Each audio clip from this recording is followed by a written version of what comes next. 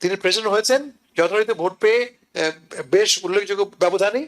তো তারপরও ওবামাকে বলা হচ্ছে যে তিনি নির্বাচনে হস্তক্ষেপ করার চেষ্টা করেছেন রাশিয়ার ভূমিকা উল্লেখ করে। ওবামাকে যদি গ্রেফতার করতে হয় তার আগে তো গ্রেফতার করতে হয় রুবিওকে, যিনি অলরেডি বলে বসেছেন যে তিনি ওই প্লেনে বেড থাকতো গ্রুপ সেক্সের জন্য, আন্ডার এজ মেয়েদের নিয়ে। You have to be underage, otherwise you don't have access to this plane. Democratic political party তারা অত্যন্ত ইনএফিশিয়েন্ট এবং তারাও অ্যাকচুয়ালি অনেক করা। তাদেরও অনেক উঁচু স্তরের মানুষের নাম এই এপস্টিন লিস্টে আছে, যে কারণে আমার কাছে মনে হয় তারা দ্বিধা করছে। কিন্তু সেটা সত্ত্বেও তারপরও এটাকে তারা ক্যাপিটালাইজ করতে পারতো, কিন্তু তারা পারছে না। এপস্টিন ফাইলে প্রেসিডেন্ট ট্রাম্পের নাম আছে, প্যাম বান্ডি খোদ আমাদেরকে জানিয়েছেন। ওকে, কিন্তু এখন প্রেসিডেন্ট ট্রাম্প বলছেন যে উনি সাবেক প্রেসিডেন্ট ওবামাকে গ্রেফতার করতে হবে, এই কথাটি নিয়ে আসছেন, এবং ক্লিনটনকেও করতে হবে। আপনার কাছে প্রশ্নটি হচ্ছে কেন তারা কি এমন করেছেন যে তাদেরকে গ্রেফতার করতে হবে সাবেক প্রেসিডেন্ট? এই হিসাবে অ্যাপস্টিন ফাইলে ট্রাম্পের নাম আছে, এটি কতখানি ড্যামেজিং ট্রাম্পের জন্য? যদিও আমরা জানি আগামী ইলেকশনে হয়তো উনি লড়বেন না, আইনগতভাবে সিদ্ধ হবে না, তো তথাপি ইনি এটি করছেন, রাইট? আরেকটি ব্যাপার হচ্ছে যে উনি নিজে বলে থাকেন যে I am the president, I am immune, অর্থাৎ আমার উপর কোনো দোষারোপ করা যাবে না, কোনো আইন প্রয়োগ হবে না, আমি ভুল করলেও আমাকে নিতে পারবে না তোমরা, আমার শাস্তি হওয়া উচিত নয়। সেই ক্ষেত্রে তার যুক্তি হচ্ছে যে প্রেসিডেন্ট থাকাকালীন যেই সিদ্ধান্তগুলি নেওয়া হয় সেটা হলো প্রেসিডেন্টের এখতিয়ার অনুসারে আইনগতভাবে সিদ্ধ, কাজে ব্যক্তি ট্রাম্প সেটির জন্য দায়ী নন। তাহলে সেই ক্ষেত্রে ওবামা আর ক্লিনটন তাদের ক্ষেত্রে এটি প্রযোজ্য কেন হবে না বলে আমার প্রশ্ন আপনার কাছে।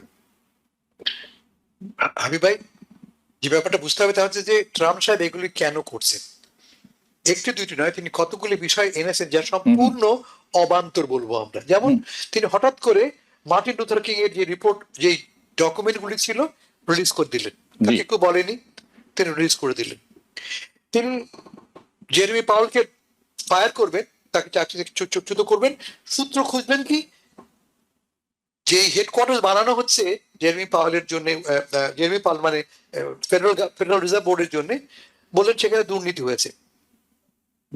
যেই বিল্ডিং এর খরচ $1 বিলিয়ন সেটা $3 বিলিয়ন পৌঁছেছে। গতকাল আপনারা দেখেছেন মুখোমুখি দাঁড়িয়েছিলেন জেরেমি পাওয়েল এবং ট্রাম্প। পাওয়েল সাহেব কি বললেন যে আপনি তো একটা এক্সট্রা বিল্ডিং অ্যাড করে দিয়েছেন হিসাবে, এই বিল্ডিং তো 5 বছর আগেই হয়ে গেছে। মুখোমুখি প্রথম একজন দেখলাম যে প্রতিবাদ করলেন ট্রাম্প সাহেবকে যে আপনি যে হিসাব দিচ্ছেন সেই হিসাবে তো একটা বাড়তি অলরেডি তৈরি করা বিল্ডিং এর হিসাব আপনি তৈরি করেছেন, ফলে দাম তো বাড়েনি গেল। এগুলো তিনি কেন করছেন? মূলত তার লক্ষ্য হচ্ছে এবং ওবামাকে গ্রেফতারের কথা। কি কারণে?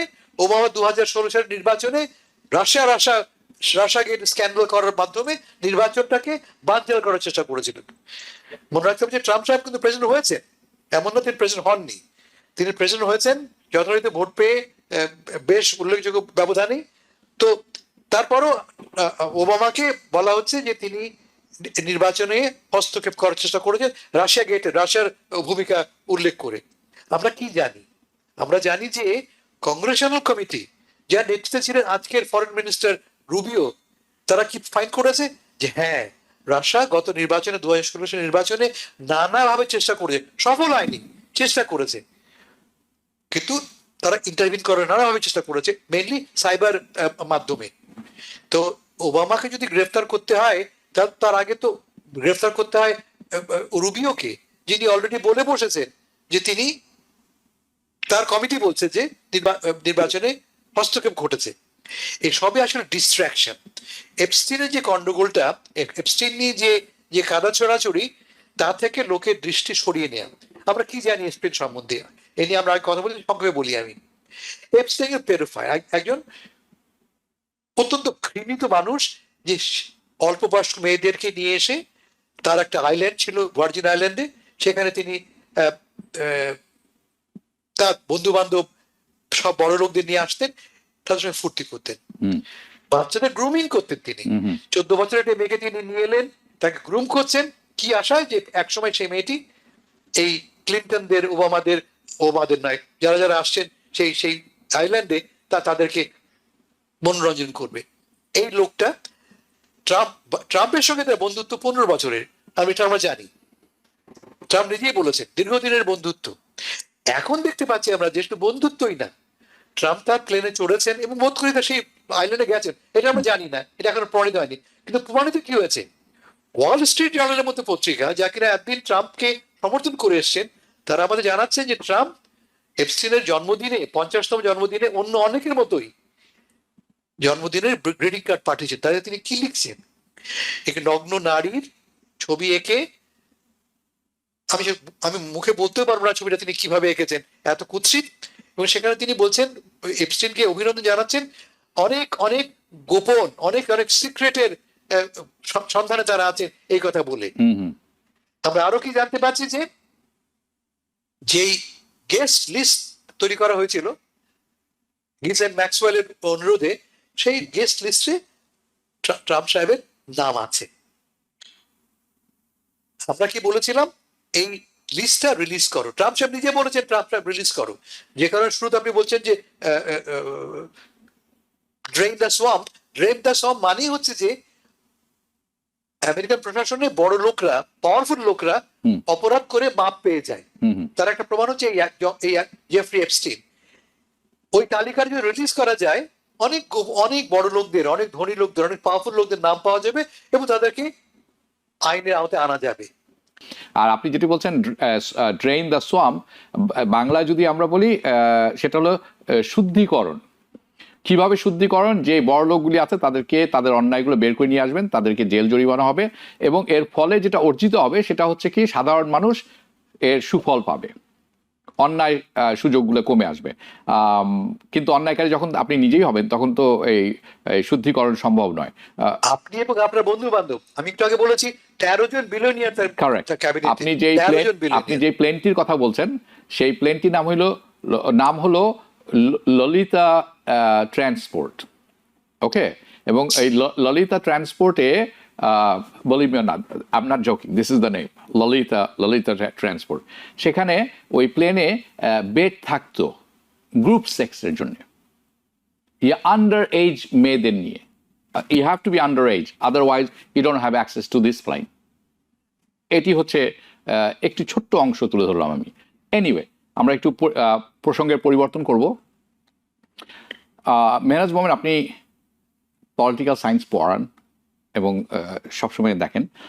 আমি খুব আশ্চর্যিত যে ডেমোক্রেটরা এই যে অ্যাপস্টিন ফাইল নিয়ে কোনো উচ্চবাচ্য করছেন না।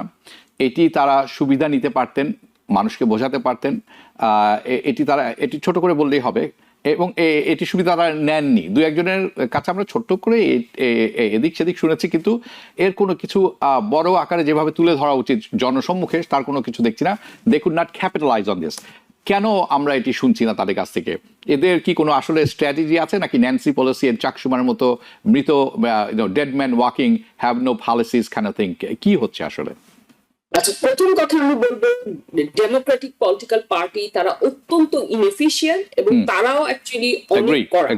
তাদেরও অনেক উঁচু স্তরের মানুষের নাম এই এপস্টিন লিস্টে আছে, যে কারণে আমার কাছে মনে হয় তারা দ্বিধা করছে। কিন্তু সেটা সত্ত্বেও তারপরও এটাকে তারা ক্যাপিটালাইজ করতে পারতো, কিন্তু তারা পারছে না। তারা এখন তাদের সমস্ত আপনার শক্তি ব্যয় করছে জোহরান মামদানিকে থামানোর জন্য।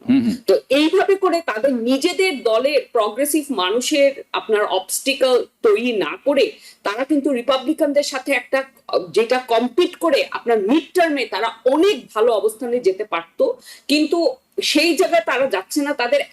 তাদের পলিসি বা একটাই তাদের স্লোগান যে আমরা ট্রাম্প না।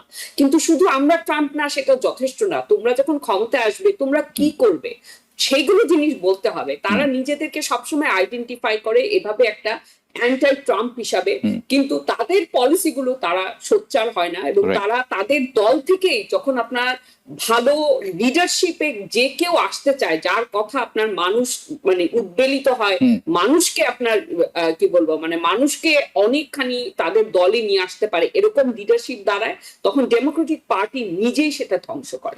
আমি বলবো যে আপনি যদি দেখেন এই এপস্টেইন ফাইলটা রিলিজ করার জন্য আপনার থমাস মেসি, যিনি রিপাবলিকান উনি কিন্তু এটা একটা উদ্যোগ নিয়েছিলেন, যে কারণে আপনার স্পিকার পুরো আপনার এখন তো সব বন্ধ করে আগে থেকে ছুটি নিয়ে সব চলে গেছে এটা ডিল করতে না হয়। এটা কিন্তু ডেমোক্র্যাটদের কাছ থেকে আসা উচিত। নিউ ইয়র্ক থেকে সম্প্রচারিত TVN 24 টেলিভিশন, বিশ্বজুড়ে বাঙালির কণ্ঠস্বর।